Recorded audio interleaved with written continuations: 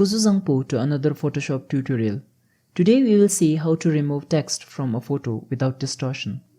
To begin, I have opened the photo with the text on it. To remove this text, we need to first select the Object Selection tool. Now make a rough selection covering the text. After this, click on Select, Modify, and then Expand. Keep the value as 20 pixels and click OK. Now click on Edit, Fill, and then select Content Aware. Tick the color adaptation, keep the mode as normal and click OK. Wait for some time and the text is removed easily.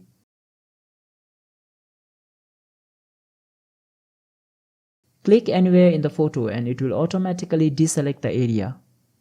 Even if you zoom, you will find no mistake or distortion. Thank you and do leave a like.